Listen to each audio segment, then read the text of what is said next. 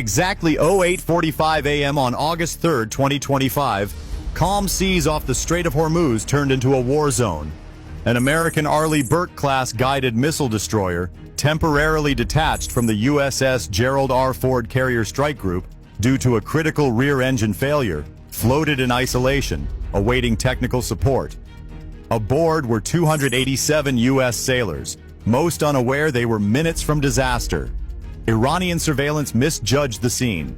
From a distance of 31 miles, commanders concluded this was a lone, lightly armed vessel, perfect prey.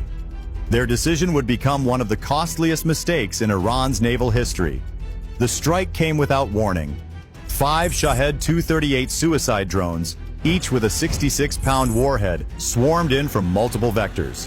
Seconds later, a Red 500 guided missile, traveling at 3,500 km/h, slammed into the ship's aft propulsion section, igniting 14,000 gallons of fuel.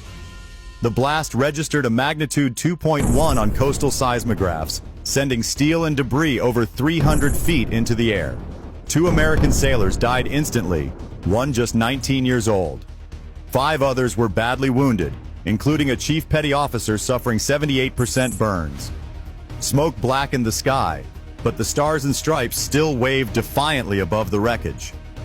Iranian commanders celebrated, unaware the destroyer belonged to America's most advanced carrier strike group, just 90 nautical miles away. And every ship in that group had just heard the distress call. In less than 2 minutes, the Gulf will feel the full force of America's wrath. At 08:47 a.m., 2 minutes after the blast, the USS Gerald R. Ford's Combat Information Center received the encrypted distress signal. Ship disabled, casualties confirmed, missile strike, origin, Iranian corvette. Silence. Then a voice like a steel blade, Rear Admiral Douglas Keller. We respond immediately. Within 90 seconds, 2 F-35C Lightning IIs roared off the deck at 1,200 mph, bound for the crippled ship's coordinates. Their mission: identify the enemy, assess the damage, and stream targeting data back to the fleet.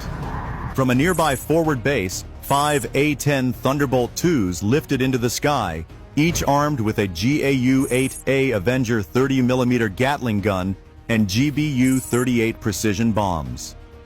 The GAU-8A fires 3,900 rounds per minute, enough to shred a warship in 15 seconds.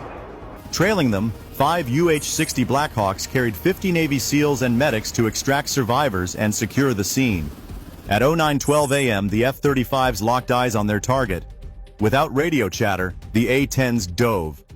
Thousands of armor-piercing rounds ripped into the Iranian ship, followed by 2 2,000-pound GBU bombs that punched through the midsection. The detonation threw steel fragments half a mile. The vessel didn't sink. It disintegrated, vanishing into fire and smoke.